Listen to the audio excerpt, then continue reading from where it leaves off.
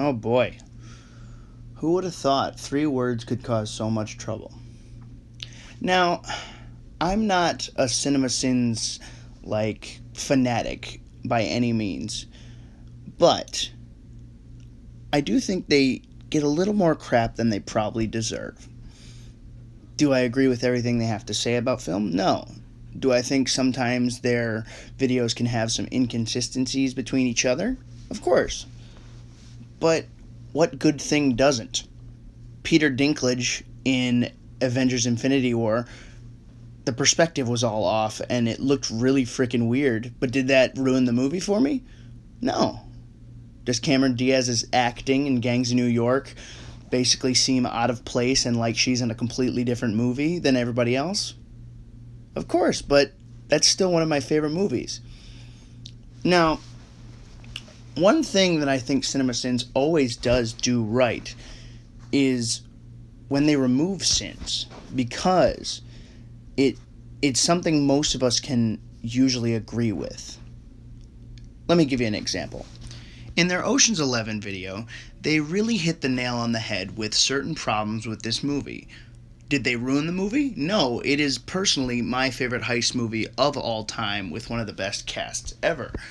But one thing that he does very well in this video particular is he points out certain things that are inconsistent while not hindering the movie experience itself. Perfect example being whenever he notices a shot that's really well done in a film, he addresses it. He makes sure to. And it's a perfect way to look at film, because even when a movie's bad, sometimes you can notice the little nuggets of gold that are within that movie.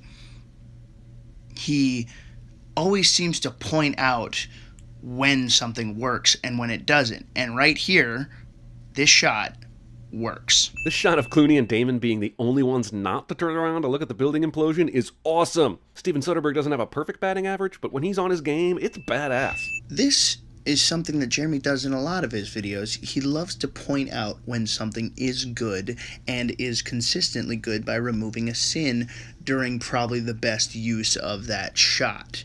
There's a lot of cool synchronized shots in the Ocean's movies, and he does that with a lot of other videos with different shots, like he talks about the sustained shots in the Castaway films and beautiful framing shots by Edgar Wright and so on, and it's something he does quite a lot. One thing this movie does extremely well is long takes, often with a stationary camera. I mean, how many filmmakers have the balls to do a dozen shots like this? The answer is, however many directors have worked with Tom Hanks in his prime and know to trust him, but I'm still removing a sin for the directorial restraint. This building that simulates a road with a double yellow line up it is so clever and beautiful it had to be mentioned. But if we stop every time Edgar Wright does something visually clever or beautiful, we'd be here till the Avatar sequels come out. So here's a sin-off for this moment, and for many moments like this to come.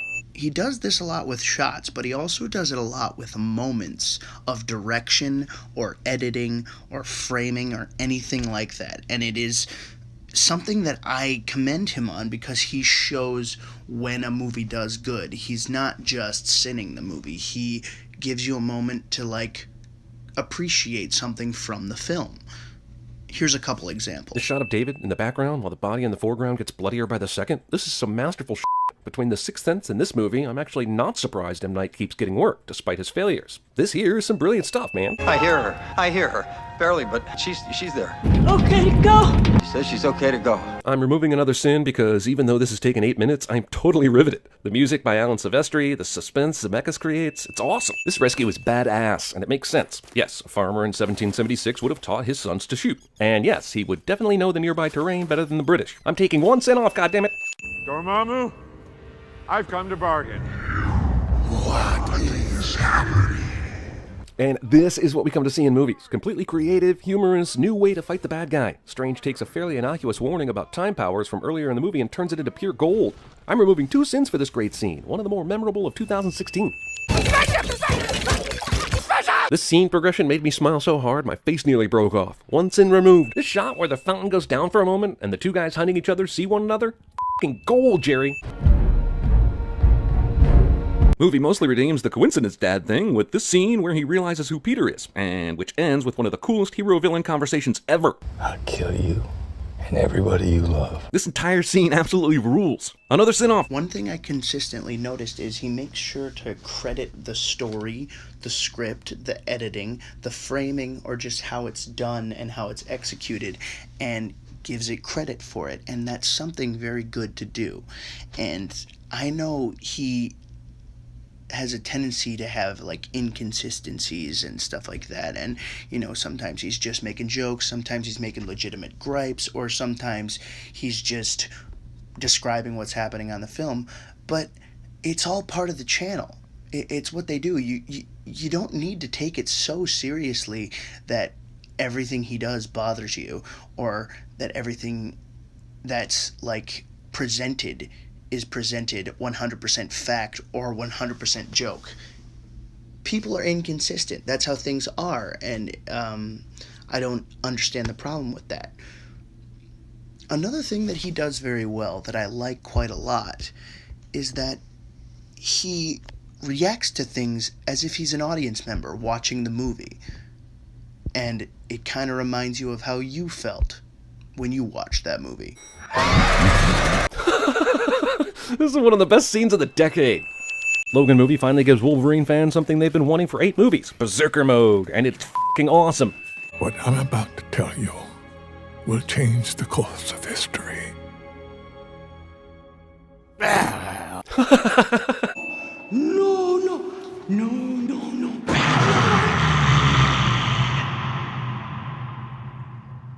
Okay. This movie is not without its charm, and even my cold heart is willing to remove a sin for that exchange. Yes! This movie's pretty funny, isn't it? Holy In doing this, he has a tendency to show that he is there to enjoy the movie. He is mostly critiquing it, but that's not all he's there to do. He's there to enjoy it, just like those of us that enjoyed watching the movie. Another great thing that he does with removing sins is he gives credit to movies that might not even deserve it. Like Born Legacy.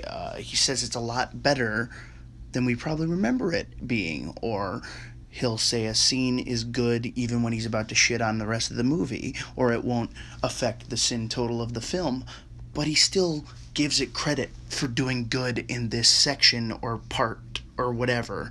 And I think that's pretty great. Not all critics do that. That's awesome. This movie is a lot better than you probably remember. Stop. Let me remove 3 sins before I start being an asshole about this scene. Hot damn, this is f***ing Batman. I'm removing 3 sins for this movie understanding Batman action better than any previous, even though that's not nearly close enough to save this film's final sin total. How many reviewers can you think of that'll give credit to a movie they didn't like? They'll consistently bash the movie, but then when something good comes along, they will address that it is good, saying that Batman was good in BVS because he obviously was one of the best parts of BVS, or willing to say that Born Legacy was probably a better movie than we thought, or that the Quicksilver scene in X-Men Apocalypse was pretty much worth watching the whole movie. And I personally think that's a very good thing to do, and not enough reviewers do it. I can think of 2. CinemaSins Jeremy and Jeremy Johns. That's about it. Maybe Stuckman. Now, the last thing I noticed is that Jeremy consistently loves to give praise to actors when they do a good job. Firstly, I noticed that he loves to give credit to actors doing good in bad movies. And I know, like, being an actor myself, when I'm in plays and stuff, I know that if something wasn't necessarily good, I hope I'm at least good in it, and I love getting credit for that, and seeing him give people credit for that is something, again, I don't think a lot of reviewers do that, and it's very well done. Not like you! Where was your honor? Jaimon doesn't know he's in the movie, so he just keeps acting the out of his scenes. One sin off. I love you, Raggy. I love you too, Scoob. Okay, just for the sake of nostalgia and the level of fun Matthew Lillard puts into these Shaggy performances, I'll take a sin off. But seriously, this movie. My father tried to teach me human emotions. They are difficult. I'm going to choose this moment here among many to praise Alan Tudyk for his performance in this film as the robot, and we'll take 2 sins off a movie I know will go on to earn enough for that 2-sin reduction to not affect the ultimate score, but still show respect for an actor who is great. He also loves to give credit to veteran actors or just actors that are pumping up the movie just by being in them and being a part of them, and I think that's why he calls them national treasures. They're a good part of basically any movie they're in. They're always consistently a good part of that movie. Cedric? Yes? Don't count your chips in public. I know I'm going hard at this movie, and it deserves it, but I'm taking a sin off for Tim Curry, who's a national f***ing treasure, and I don't care that he's English. We're claiming him. Shoot this motherfucker, and let us take our fraternity of assassins to heights reserved only for the gods of men. Damn it, Morgan Freeman, you are a national treasure. Sounds like a bird, but it's a f***ing ant. Jesus, John C. Reilly's such a national treasure he belongs in a museum. One sin off for him being by far the best human thing about this movie. Paul Rudd is such a goddamn national treasure and a welcome bit of levity in this movie that I'm removing a sin for his awesomeness. Another great thing he does when it comes to acknowledging actors is he'll acknowledge maybe the talents of someone we have lost, like Bernie Mac, Heath Ledger, or Bill Paxton. Bastard! Come on, you too! Oh, you want some of this? You know, as annoying as Hudson is in this movie, I'm gonna knock off a sin for how Bill Paxton plays him. Maybe I'm being sentimental, but damn, he went full on into this role. It's almost a shame Heath Ledger will always be most known for the Joker, because even though he killed the Joker, he was really good in like Brokeback Mountain and this movie. You definitely won't let me deal the cars. You might as well call it White Jack. God, I miss Bernie Mac. And the one he probably does the most, he loves to acknowledge when an actor plays a character well and how that character adds to the film or just how good they are as that character. And that's just great. My son. My wife are dead. Andy freaking Serkis. And you are Montgomery Scott. Hi, Scotty. Come now, Montgomery Scotty. Jayla is exactly the breath of fresh air this Star Trek series needed, and I'm taking a sin off for her awesomeness. He sees me for what I am. Okay, I've gone as long as I can before taking a sin off for Sally Hawkins' amazing performance, especially here, where she's acting her ass off with no words. And while we're here, Richard Jenkins is also great, so let's just remove 2 sins and move on so I can start sinning the fish. Why can't we just leave? Stop the game without doing all this stuff. Jack Black is the only one that's actively trying to mimic his IRL character, and it's f***ing hilarious. 1 sin off. It's good. It's got paprika in it. Damn it, as much as I'm bagging on this movie for having a ridiculous premise, James McAvoy's performance is awesome. I'll take a sin off for Dennis, another for Patricia, and half a sin for Hedwig because it's good acting, but he still kind of annoys me. Holy shit, Dan Fogler is by far the best thing about this movie, and this moment kills me, so 1 sin off. I've hurt people too. This little girl, she kills this role. She's so awesome I'll take off yet another sin. You have a metal arm?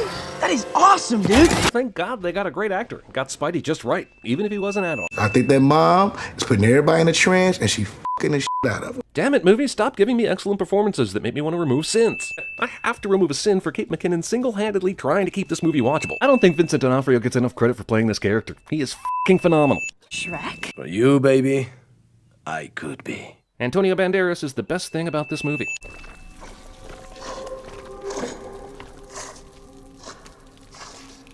One sin off for Fassbender's incredible performance here. Some of the most chilling stuff in the film. Heart and soul trumps blood and guts every time.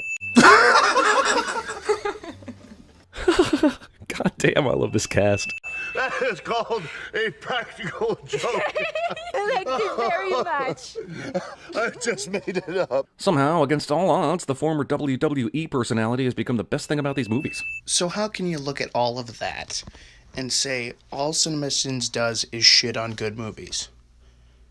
I mean, he does do that, but that's because he's an asshole. Hey, I can say that. He calls himself that. But all I'm saying is, you don't have to go completely negative or completely positive when you're talking about something. You can be in between. And that's what Jeremy does when he takes Sins off. He shows that he's not just about hating on a movie, he's also about loving a movie. I mean, have you seen like the Citizen Kane video and the Jaws video? He takes off Sins before even starting it because he knows the movie is that good. Like Wall-E, and he's done it so many times. And look, if you think I'm just some CinemaSins defending fanatic, I keep that shit for Watch Mojo. But in all seriousness, thanks for watching this, and guys, appreciate each other, and just do what we like to do when it comes to talking about movies. Talk about what you enjoyed, not just about what you hated. I feel like things will be better. I don't know. Maybe I'm stupid.